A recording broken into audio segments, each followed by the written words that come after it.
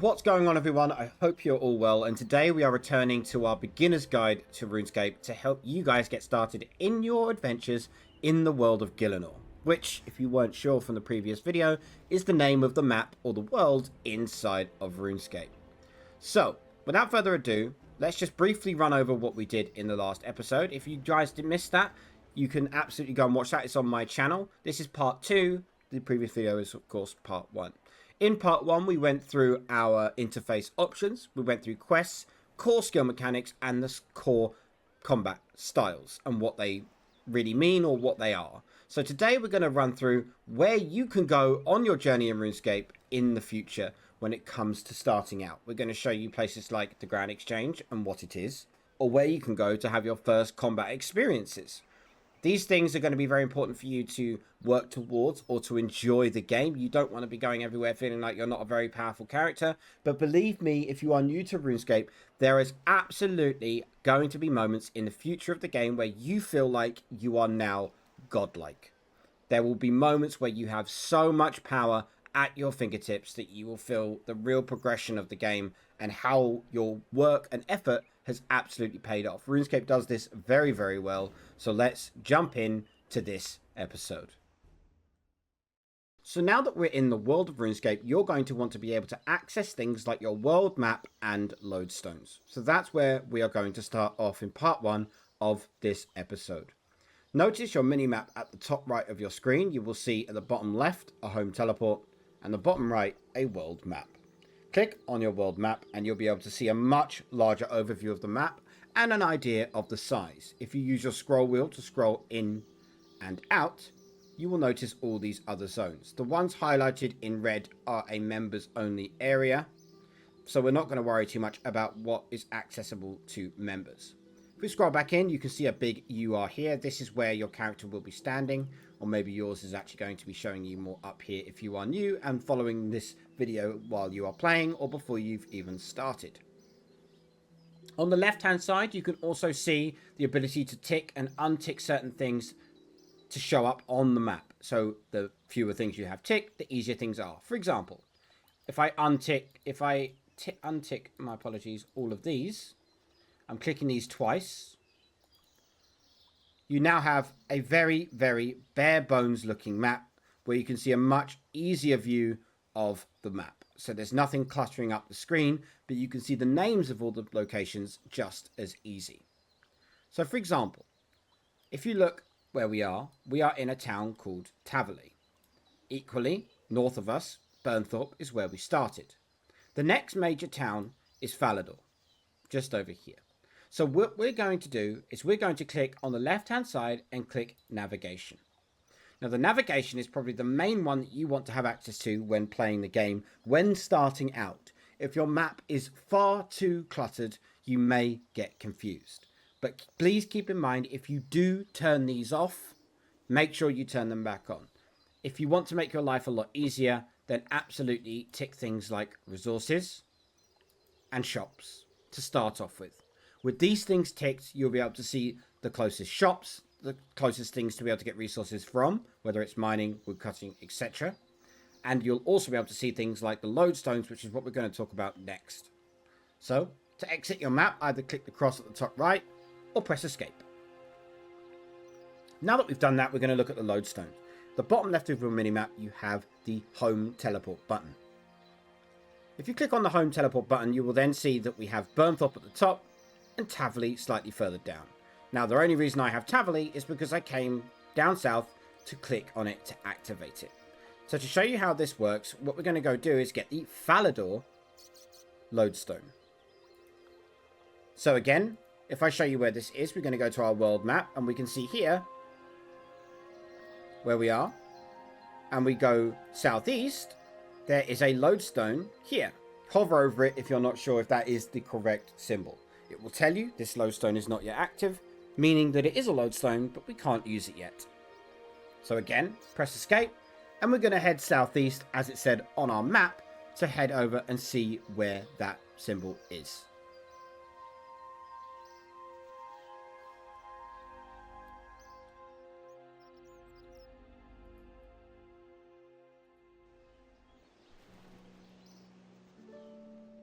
So as you can see, we've just arrived outside Falador on our world map, and we are right next to the lodestone, but it's still not active yet.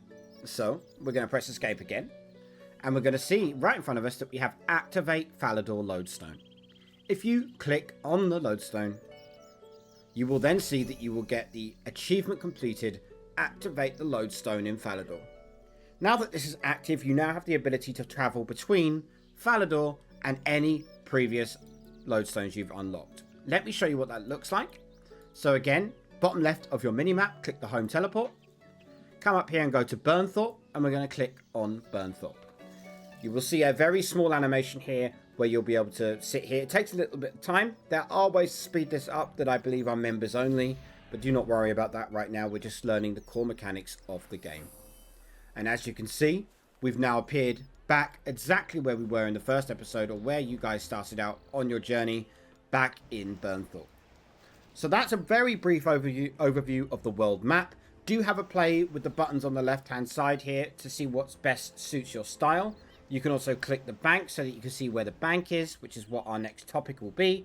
Grand Exchange, which will also be part of our next topic, etc. If you want to have them all on, by all means do so, but if you find the map a little bit cluttered, just remember that you do have the ability to expand on these and choose exactly what you want to have access at. My apologies. You have the ability to choose exactly what you want to be able to see or have access to see on your map at all times. You have full customizability of your map.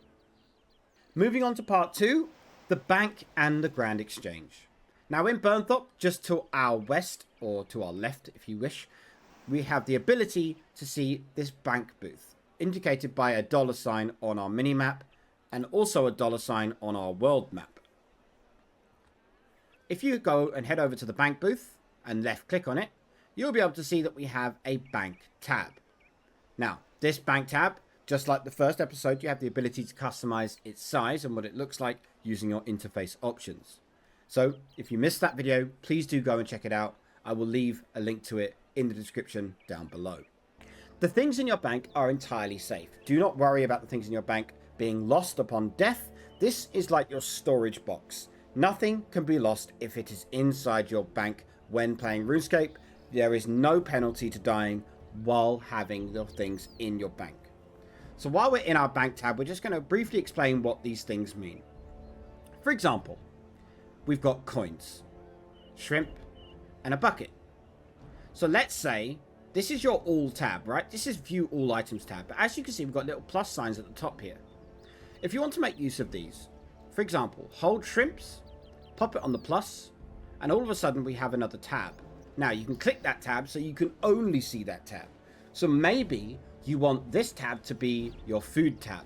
So click and drag the crayfish, click and drag the raw beef, and you can click this tab and you'll see raw beef, crayfish, and shrimp inside this tab only. Meaning, if you ever want to go and find where all your food is stored, when you've got a very, very full bank, it's not as clear as this, you can click on that and all the food is going to be in there. The next part of the bank and maintenance will be this little cake button down here, which is your placeholder for your items in the bank. For example, if I withdraw this raw beef, you'll see that it just disappears. And then when I come back and I want to chuck it in, it's going to chuck it back into, it's not in the right place, right? It's not where this is, it's chucked it wherever there was the next available slot. So if I want to withdraw that, come back over here and put it back in as it was. And now we're going to tick this little cake button here, which is our placeholder. Now if I click it again, you'll see that there's a 0 on the raw beef. Okay? That is our placeholder, meaning that if I come back here and want to chuck it back in, it will refill its spot. Also, any further raw beef you put in will stack on top of this icon. Even items that are not stackable in your inventory will stack in your storage or in the bank.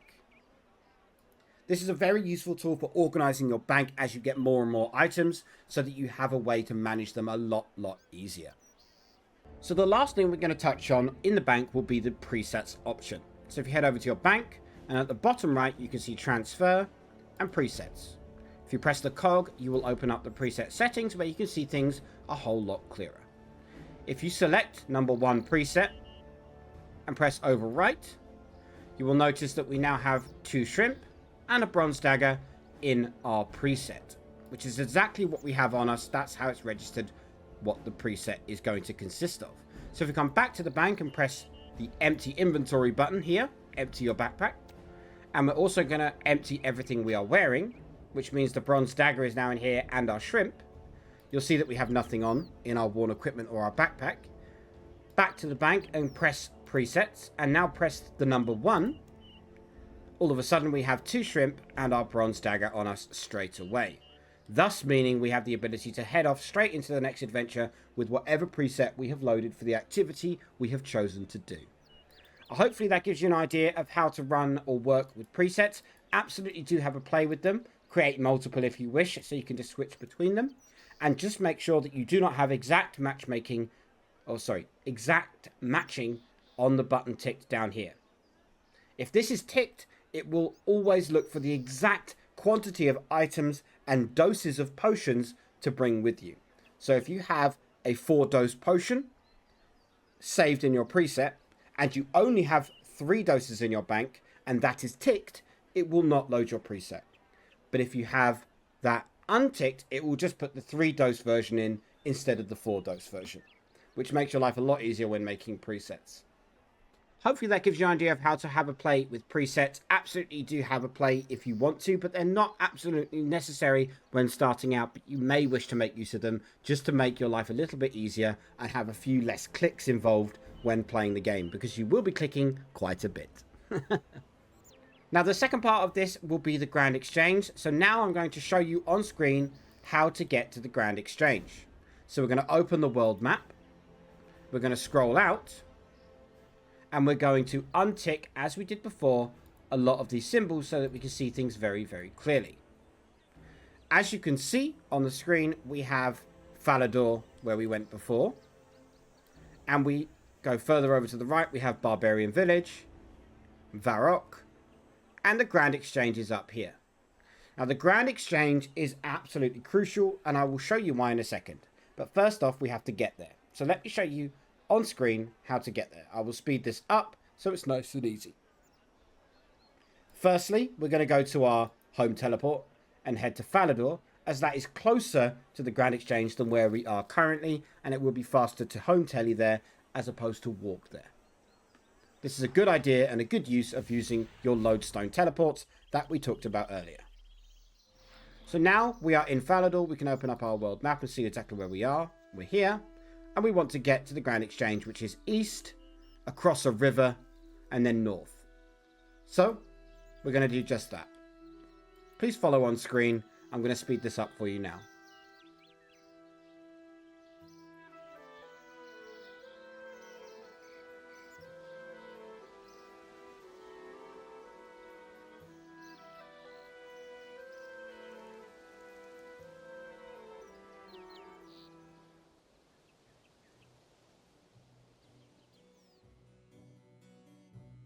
You'll notice here the river that we saw on the map. This is the river we are crossing now.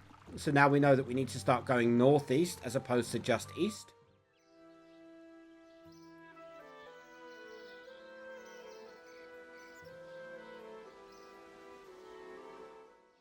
And as you can see, we have just arrived outside this very grandeur looking archway or double archway. And this is where the Grand Exchange resides. So we're going to head in here, and we're going to talk to the Grand Exchange tutor. Now, I'm going to skip through this so that you guys don't have to listen to me and read on the screen, because you'll have to do it yourselves anyway. But read through these to learn how to use the Grand Exchange. Once you've done this, you will then have access to use it. Now that you've done the Grand Exchange tutor, you can go to the Grand Exchange clerk and click Exchange. Here you can see 3 slots open. The rest are locked due to members' options. Buy and sell are your 2 options. Of course, this is literally like an auction house in the game. If you've played World of Warcraft or anything like that, it's exactly the same as the auction house in style. You can click buy and type in the name of an item, for example, a bronze sword. And as you can see, a bronze sword pops up. Gives you the price. You can choose your quantity. You can buy 10 of them if you wish. That will cost you 10 times the amount. Percentages will also increase the chance of them buying. So if they don't buy for their price of 3,788 coins, you can up it by 5% quickly, or you can manually set a price by clicking and typing in 5,000 coins.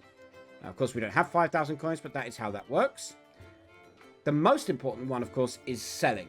If you click sell and click on shrimp, that is how much a cooked shrimp is worth. Now, I'm going to try and sell this one shrimp. It says it's 292 coins worth. Let's pop it in. And as you can see, that is instantly sold. If it goes green, it means it has sold. So click on it. It's sold for 288 coins. So we'll collect our gold, and now we have 335 coins. That is a successful first sell on the Grand Exchange, and that will give you an idea of how to sell on the Grand Exchange. Now keep in mind, everything has its own independent values, and it's absolutely worth when you pick something up. For example, if I right click an item in my cowhide and examine, that is worth 857 coins on the Grand Exchange. That is what that top symbol means. That is the GE guide price. So back to the Grand Exchange, click sell, click cowhide, and I want to try and sell it. So there's a really good example. I'm glad I didn't sell, so I can show you.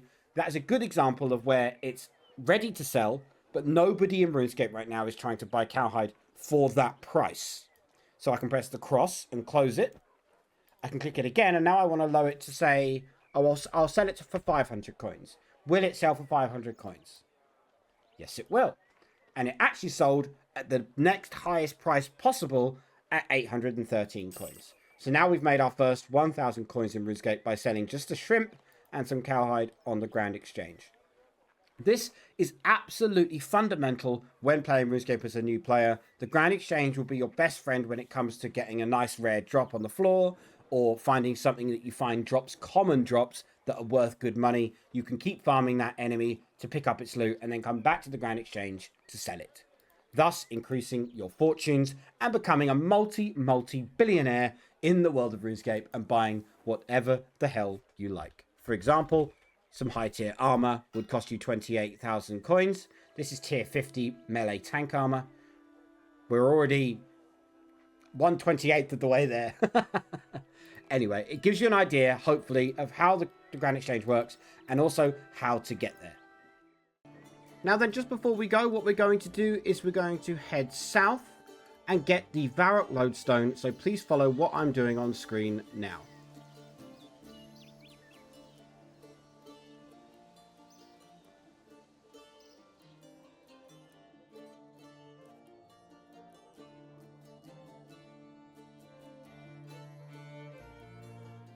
So now that we're here, we're going to click the Varrock lodestone so that we can activate this and make our way back to Varrock as quickly as possible.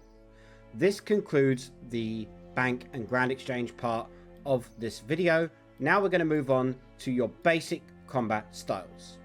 So to do this, we're just going to run over to Burnthorpe with our lodestone teleport, and I will see you there. Right then everybody, now we are back in Burnthorpe. It's time to start part 3 of this video, or this episode, which will be your basic combat location to start out with inside of RuneScape. Now then, as I mentioned in the first episode, food is absolutely crucial when it comes to combat in RuneScape.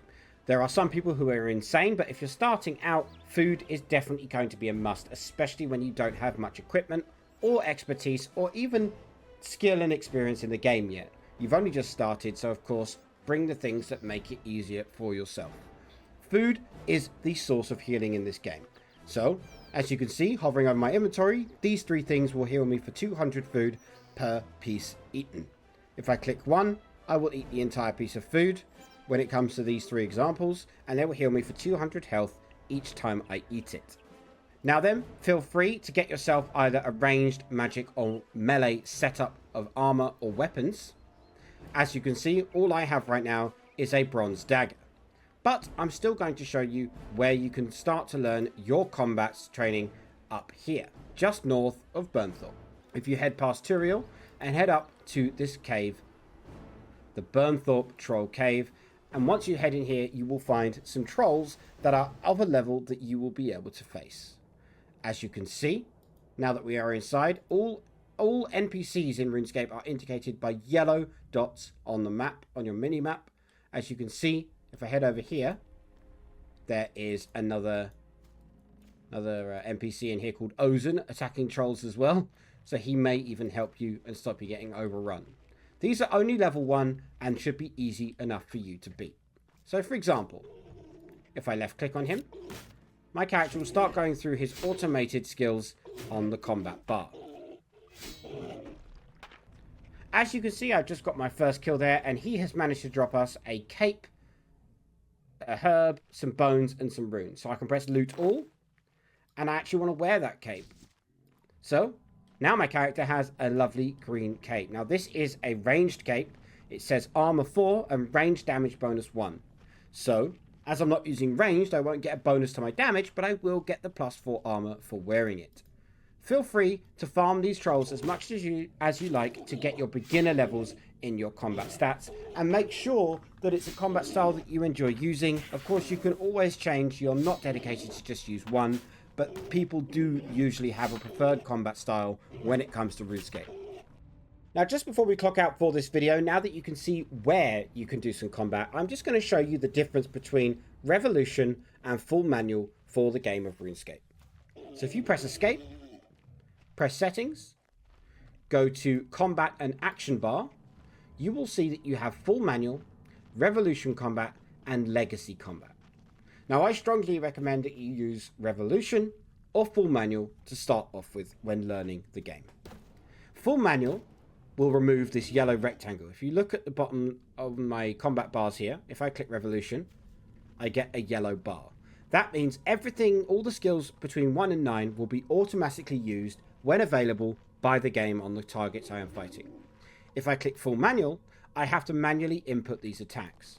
For example, if I've got it on full manual and I just click a target, I will do a very basic attack. But as you can see, none of the skills are on cooldown at the bottom. If I press 1, I can use that one. Press 3, press 2, press 4. For example, as you can see, it's reacting to my manual input when it comes to combat. This is a very, very good way to start learning RuneScape if you want to be slightly more interactive with the combat system and also learn what things do in a much more advanced and effective way. If you leave things on full revolution, you can absolutely do that, but normally there is a good priority to put the skills in. If you choose to use revolution, I strongly advise that you do read the skills so that you know what they do, so that when the game chooses to do them, they are in the right order to do the most amount of damage possible. But you can absolutely look those things up online on the Rune Wiki, which of course again will be in the link below if you wish to look up more in-depth information on the topics we've discussed today. You can also access your combat settings by pressing the combat settings cog at the end of your skills bar here, which will do the same thing as pressing escape and going to settings, combat and action bar. If you scroll down on this list, you also have the ability to change the amount of things that are on your revolution bar and also what type of abilities it will use. So if you do choose to use revolution combat mode, you'll see this 1 to 9 bar lit up again, but you can also choose how many of these are lit up. So maybe I only want it to do my first 3 attacks, in which case it will never use 4 and 5. It will only use 1 to 3. Maybe you only ever want it to use basic attacks, in which case you could have it the whole bar and only basic attacks will be used. So if you have it at 14 and it has your whole bar full and yellow, that means only all the basic attacks will be used with this current setting. So you will manually use your thresholds and your ultimate abilities. Ultimate abilities requiring a lot more adrenaline usage than thresholds, and thresholds also doing a lot more damage than basics. But this is the sort of thing that you will learn as you go through the game. Hopefully this gives you an idea of what you choose to do. A lot of people choose to do maybe 5 basic abilities on their first things, and they put all their manual inputs along here, so that with their threshold abilities, which are their more powerful abilities. The other thing you can also do if you do choose to use a revolution and manual combo, or manual in general, is you can right click and press customize keybind on a spot, and it will then take you to the controls of that action bar spot. So for example, main action bar slot 6, and I can change it to say Q. As you can see, to activate that ability, I now press Q instead of 6. This is another great way of customizing your abilities as you progress through the game. Eventually you will have a lot of them, so it's good to customize your preferential style of playing and what's most comfortable when doing combat in RuneScape for you. So I hope that has helped you get a base understanding of some of the combat settings inside of RuneScape and where you can go and do some combat stuff. In the next video, we're actually going to discuss more in depth how to create your ranged, your magic, and your melee armor setups and weapon setups when it comes to combat, and a few other bits as well. I hope this helped anybody that's trying to get into RuneScape. That is the goal of this video. It's not for experienced players because obviously they will know all of these things already, but I do strongly advise anybody you know who wants to get into RuneScape to watch these videos and let me know how they get on watching this series, because the whole purpose of this is to help do a very instructive and informative way to introduce certain things and making people comfortable in the world of RuneScape and optimizing how they want to play. Because RuneScape is a game that there is no wrong or right way to play. You play it the way you want to and what's most comfortable for you. You don't have to be the best player in the world. You just have to be able to achieve what you personally set out to do. I hope you all enjoyed this video, everyone. As always, do please hit that like and subscribe button if you did enjoy it.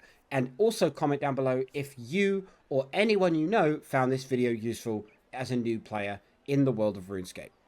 As always, guys, I will see you all in the next video.